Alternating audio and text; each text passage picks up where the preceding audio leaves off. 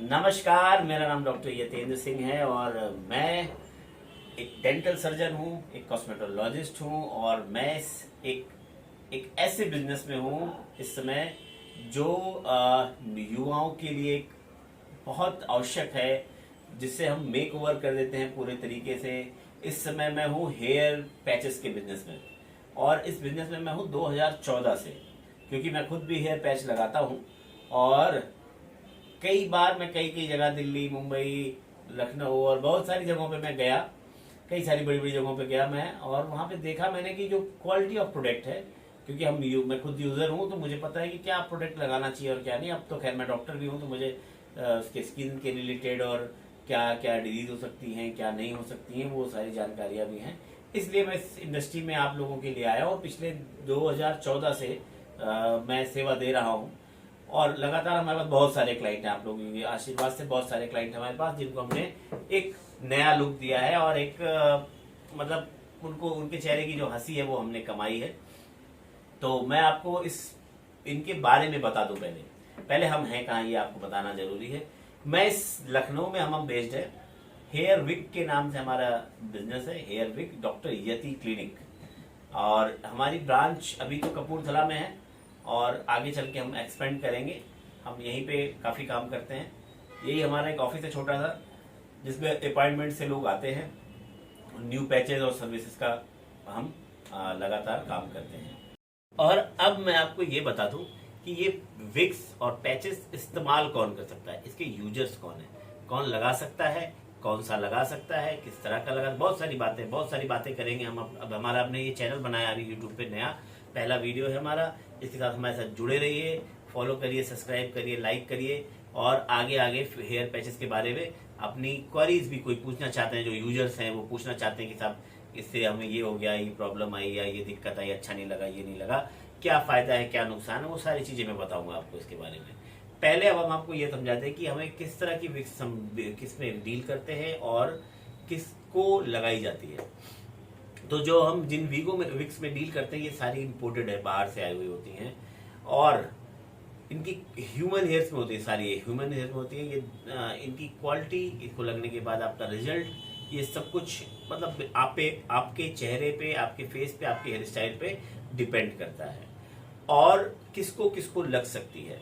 हम जो विक्स बेचते हैं वो कैंसर पेशेंट्स के लिए, जिनको एलोफीसिया हो जाता है, यूनिवर्सल एलोफीसिया एक बीमारी है जिसमें चकत्ते पड़ जाते हैं, ऐसे गोला गोला दाग पड़ जाता है और वहां से बाल गायब हो जाते हैं।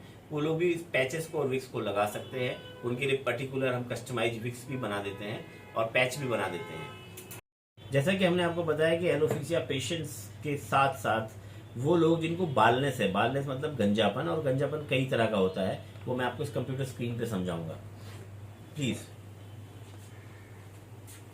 ये देखिए गंजापन की स्टेज होती है 1 2 3 4 5 6 7।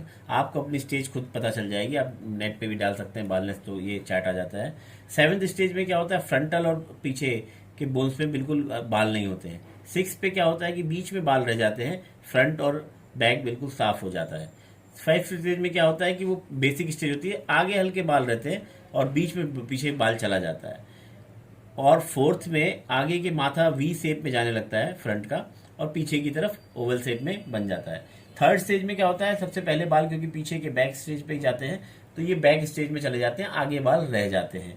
कुछ लोगों के बाल आगे की तरफ रहते हैं, कुछ लोगों के ये देखिए ऐसे भी रहते हैं, तो लोग सोचते हैं कि यार हमारे तो अभी बाल बचे हुए हैं।